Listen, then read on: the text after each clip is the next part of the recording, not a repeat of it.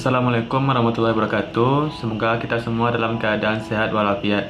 Baiklah, pada kesempatan kali ini kami dari kelompok 1 ingin mempresentasikan hasil diskusi dari kelompok kami, yaitu tentang perkembangan fisik, kognitif, dan sosioemosional pada masa remaja dan dewasa.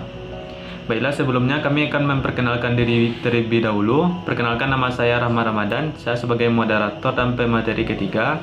Selanjutnya ada Dinda Fobi sebagai pemateri pertama, ada Natasha Hidayatul Putri sebagai pemateri kedua, dan ada Genia Evandres Bantar sebagai pemateri keempat. Baiklah, langsung saja kepada pemateri yang pertama yang akan dijelaskan oleh Dinda Fobi. Kepada Dinda Fobi, dipersilakan. Assalamualaikum warahmatullahi wabarakatuh. Perkenalkan, nama saya Adinda Fobi Safitri dengan NIM 19011001. Saya berasal dari kelompok 1. Baiklah, saya akan mempresentasikan materi saya.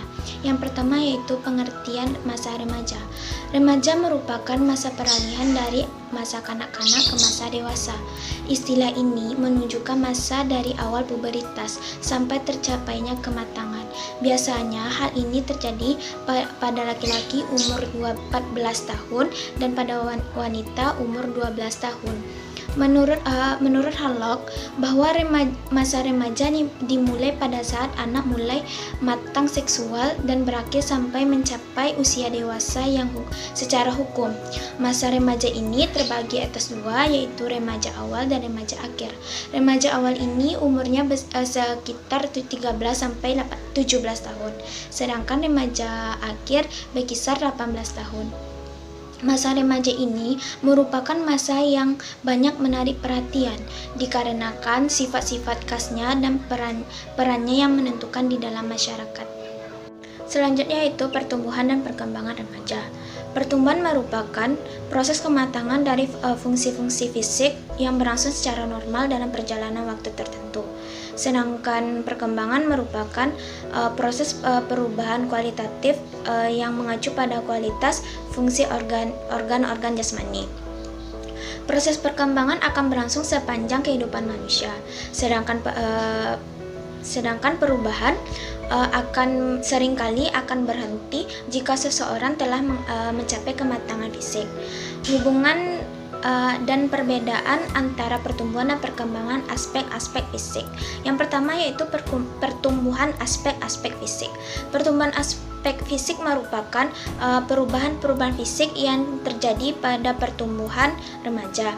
Perubahan ini dapat kita lihat seperti perubahan ukuran tubuh, kematangan ciri kelamin laki-laki dan perempuan. Perkembangan fisik juga dapat kita lihat seperti bertambahnya berat badan, tinggi, dan perubahan faktor-faktor fisik lainnya. Faktor-faktor yang mempengaruhi pertumbuhan fisik ini yaitu faktor makanan atau gizi dalam makanan.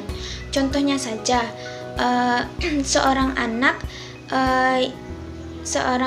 yang pola makannya tidak teratur serta gizinya tidak baik, maka anak tersebut akan mengalami gizi yang buruk dan akan mengalami gangguan pada pertumbuhannya. Sebaliknya, jika anak tersebut diberikan makanan teratur, pola gizinya baik, maka anak tersebut tepat dalam porsi gizinya dan akan tumbuh dengan baik dan juga sehat. Perkembangan fisik juga dipengaruhi oleh beberapa faktor. Yang pertama yaitu faktor keturunan. Contohnya saja, anak yang terlahir dari orang tua yang berbadan tinggi, maka kelak anak tersebut akan berbadan tinggi pula. Ini dikarenakan anak tersebut mewarisi sifat salah satu atau kedua orang tuanya. Selanjutnya itu faktor jenis kelamin, di mana laki-laki cenderung memiliki ukuran lebih besar dan lebih berat dibandingkan wanita. Dan terakhir yaitu faktor kesehatan juga mempengaruhi perkembangan remaja. Selanjutnya yaitu perkembangan aspek psikis. Perkembangan psikis remaja merupakan perubahan yang terjadi pada jiwa, pikiran dan emosi seseorang menjadi lebih matang dalam menghadapi kehidupan yang berbeda daripada masa kanak-kanak. Perkembangan psikis ini tidak dapat dilihat secara langsung, tetapi bisa dilihat melalui tingkah laku dan kemampuannya. Adapun faktor-faktor yang mempengaruhi perkembangan psikis ini yang pertama yaitu kecerdasan emosional dan spiritual dari masing-masing individu. Selanjutnya itu ada beberapa tugas perkembangan masa remaja. Yang pertama yaitu mencapai pola hubungan yang baru dan lebih matang dengan teman sebaya yang berlawanan jenis sesuai dengan moral yang berlaku di masyarakat. Yang kedua yaitu mencapai peranan sosial sesuai dengan sosial dan kultur masyarakat. Yang ketiga yaitu menerima keadaan fisik dan menggunakan secara efektif sesuai dengan kodratnya. Yang keempat yaitu menerima dan mencapai tingkah laku sosial dan bertanggung jawab di dalam masyarakat. Yang kelima yaitu mencapai kebebasan emosional dan dari orang tua dan orang-orang dewasa dan mulai menjadi diri sendiri. Yang keenam yaitu mempersiapkan diri untuk mencapai karir, dan yang terakhir yaitu mempersiapkan diri untuk memasuki dunia perkawinan dan berkeluarga. Sekian dari presentasi saya hari ini. Terima kasih. Assalamualaikum warahmatullahi wabarakatuh. Terima kasih kepada Dinda Hobi. Selanjutnya, materi tentang perkembangan kognitif dan sosial emosi remaja yang akan dijelaskan oleh Natasha Hidayatul Putri. Kepada Natasha dipersilakan. Assalamualaikum warahmatullahi wabarakatuh. Perkenalkan, saya Natasha Hidayatul Putri dari kelompok 1 akan mempresentasikan hasil diskusi kami mengenai perkembangan kognitif pada masa remaja. Perkembangan kognitif adalah tahapan atau perubahan yang terjadi untuk memahami, memecahkan masalah, mengolah informasi, dan mengetahui sesuatu. Ciri-ciri perkembangan kognitif pada masa remaja. Yang pertama, remaja dapat berpikir secara sistematis, sehingga remaja dapat memahami dan menggabungkan bermacam-macam aspek yang terjadi pada suatu masalah yang dapat diselesaikan secara sekaligus. Yang kedua, remaja mampu mengevaluasi logikanya dengan bukti-bukti yang konkret. Yang ketiga, remaja mulai memikirkan tentang dirinya sendiri. Selanjutnya, perkembangan sosio-emosional pada masa remaja. Yang pertama, perkembangan sosial. Perkembangan sosial adalah pencapaian kematangan dalam hubungan atau interaksi sosial. Perkembangan sosial pada masa remaja yang pertama yaitu perkembangan individuasi dan identitas. Perkembangan identitas adalah proses remaja mengembangkan suatu identitas atau personal yang unik yang berbeda dari orang lain yang disebut juga individuasi, yang terdiri dari 4 tahap. Yang pertama, diferensiasi.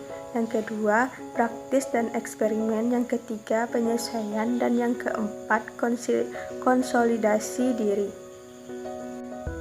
Yang kedua, perkembangan hubungan antara remaja dengan orang tua. Perkembangan hubungan antara remaja dengan orang tua cenderung renggang karena remaja lebih meluangkan waktunya untuk bermain bersama teman sebaya. Kemudian remaja juga lebih mendengarkan perkataan teman sebaya dibanding orang tua. Selanjutnya, perkembangan hubungan antara remaja dengan teman sebaya. Bagi remaja, teman sebaya sangatlah penting. Mereka memerlukan orang yang dapat memahami dan mengerti dirinya, sehingga timbullah hubungan timbal balik yang simetris. Selanjutnya, perkembangan hubungan antara remaja dengan guru. Remaja menjadikan guru sebagai contoh dari keseluruhan masyarakat. Selanjutnya, sikap remaja terhadap orang dewasa. Remaja umumnya sedang mencari identitas diri. Terkadang, remaja menjadikan idola sebagai tauladannya. Selanjutnya, perkembangan emosional pada masa remaja. Perkembangan emosional pada masa remaja adalah kemampuan remaja untuk mengelola emosi. Ciri-ciri perkembangan emosional remaja yang pertama, memiliki kapasitas untuk mengembangkan hubungan jangka panjang, sehat, dan berbalasan. Yang kedua, mampu memahami perasaan diri sendiri dan mampu menganalisanya. Yang ketiga, mengurangi nilai tentang penampilan dan lebih menekankan pada kepribadian. Yang keempat, mampu mengelola emosinya dengan baik. Yang kelima, gender sangat berperan penting dalam emosi remaja. Hanya itu yang dapat saya sampaikan. Lebih dan kurang sekian dan terima kasih. Wassalamualaikum warahmatullahi wabarakatuh. Terima kasih kepada Natasha. Materi selanjutnya tentang masa dewasa yang akan saya jelaskan sendiri. Masa dewasa yaitu masa peralihan dari ketergantungan ke masa mandiri. Artinya, orang dewasa ialah individu yang telah menyelesaikan pertumbuhannya dan siap menerima kedudukannya di masyarakat. Masa dewasa ini pandangan terhadap masa depan lebih realistis. Artinya, orang akan lebih banyak memikirkan tentang masa depan. Berbeda dengan masa remaja yang lebih banyak memikirkan tentang bermain dengan teman sebaya. Selanjutnya, ciri-ciri masa dewasa. Yang pertama itu masa pengaturan, di mana kebebasan pada saat remaja telah berakhir, dan individu mulai menerima tanggung jawabnya sebagai orang dewasa. Yang kedua itu masa usia reproduktif. Pada masa dewasa ini, merupakan masa yang paling tepat bagi seorang dalam membangun sebuah rumah tangga. Yang ketiga itu masa bermasalah, di mana pada masa dewasa ini, permasalahan akan jauh lebih banyak dari masa sebelumnya. Yang selanjutnya masa ketegangan mental. Maksudnya, ketakutan dan kekhawatiran seseorang jauh lebih meningkat dari masa sebelumnya, karena tanggung jawab yang dipikul oleh orang dewasa jauh lebih banyak dan lebih berat. Selanjutnya, perubahan dalam menilai. Maksudnya, sudut pandang orang dewasa dalam melihat suatu permasalahan jauh lebih baik. Selanjutnya, materi tentang perkembangan fisik pada masa dewasa. Yang pertama itu pada masa early adulthood, di mana ditandai dengan memuncaknya kemampuan dan kesehatan fisik. Pada tahap ini, kemampuan reproduksi seorang berada di tingkat yang paling tinggi. Yang kedua itu pada masa middle adulthood, di mana individu mengalami penurunan pada kemampuan reproduksi, seperti berhentinya menstruasi dan hilangnya kesuburan bagi perempuan, serta berkurangnya frekuensi air mani bagi laki-laki. Perubahan sensori yang terjadi pada tahap ini yaitu berkurangnya daya akomodasi mata dan berkurangnya pendengaran terhadap nada tinggi. Selanjutnya pada tahap late adulthood, di mana individu mengalami perubahan yang besar dalam segi penampilannya, seperti rambut yang mulai jarang dan beruban, kulit yang menjadi menggerut, tulang belakang menjadi bungkuk, dan ketangkasan fisik berkurang. Perubahan sensori fisik yang terjadi pada tahap ini yaitu menurunnya fungsi dari indera. Bila itulah materi dari saya. Selanjutnya materi tentang perkembangan kognitif dan sosio-emosi pada masa dewasa yang akan dijelaskan oleh Genia. Kepada Genia dipersilahkan. Assalamualaikum warahmatullahi wabarakatuh. Perkenalkan, saya Genia Vanis Bantar akan menjelaskan materi tentang perkembangan sosio-emosional dan juga kognitif di masa dewasa. Baiklah, yang pertama kita bahas perkembangan kognitif di masa dewasa dulu. Perkembangan kognitif di masa dewasa ini dibagi atas 4 stage. Yang pertama ada achieving stage, responsibility stage, executive stage, dan juga integrative stage. Kita bahas achieving stage dulu. Achieving stage adalah masa di mana manusia akan menggunakan seluruh kemampuan intelektualnya untuk mencapai tujuan jangka panjang mereka. Tujuan jangka panjang ini bisa berbeda tiap manusianya. Contohnya aja kayak misalnya ada manusia yang ingin kaya atau ingin punya jabatan tinggi. Yang kedua ada responsibility stage. Responsibility stage ini ditandai dengan pembentukan keluarga dan pemberian kasih sayang yang besar terhadap keluarga itu sendiri. Keluarga di sini maksudnya bisa jadi keluarga yang kita bentuk ataupun keluarga yang dibentuk oleh orang tua kita. Fase ini tuh berlanjut dari masa dewasa awal sampai dengan masa dewasa tengah. Yang ketiga ada executive stage. Executive stage ini adalah pemberian tanggung jawab terhadap masyarakat ataupun organisasi sosial kepada mereka dengan usia dewasa. Selanjutnya ada materi perkembangan sosio-emosional di masa dewasa. Perkembangan sosio-emosional di masa dewasa ini terbagi atas 4 fase. Yang pertama ada mencari dan menemukan pasangan hidup. Manusia dengan usia dewasa telah memiliki kematangan alat reproduksi yang pas sehingga mereka dapat melakukan tugas reproduksi untuk melanjutkan keturunannya. Selanjutnya ada membina rumah tangga. Setelah menemukan pasangan hidup, biasanya manusia cenderung membina rumah tangganya. Hal ini dimaksudkan untuk menunjukkan kepada masyarakat bahwa si individu ini telah dapat hidup independen tanpa lagi harus bergantung kepada orang tuanya. Selanjutnya ada meniti karir dalam rangka memantapkan kehidupan perekonomian keluarga. Di fase ini individu dewasa telah diharuskan untuk memiliki pekerjaan. Pekerjaan yang dimaksud ini adalah pekerjaan yang dapat mendukung dan menyokong keluarganya mulai dari sisi ekonomi maupun sisi sosialnya. Untuk mendapatkan hal itu, individu harus melalui 3 hal. Yang pertama ada pilihan pekerjaan. Pilihan pekerjaan ini individu dewasa dapat memilih segala bidang yang menurutnya dapat dilakukannya dengan baik. Yang kedua ada stabilitas kerja. Individu dewasa diminta untuk mencari pekerjaan yang memiliki stabilitas yang pas, gunanya agar tidak terjadi PHK di tengah pekerjaan. Yang ketiga ada penyesuaian diri terhadap lingkungan pekerjaan. Penyesuaian diri ini sangat penting dilakukan karena untuk bekerja kita harus memiliki lingkungan yang baik dan juga menyenangkan agar pekerjaan juga menjadi menyenangkan. Akhir ada menjadi warga negara yang baik. Pada usia ini kita tidak dibolehkan lagi untuk bermain-main ataupun tidak serius dalam mematuhi tata tertib dan juga perundang-undangan.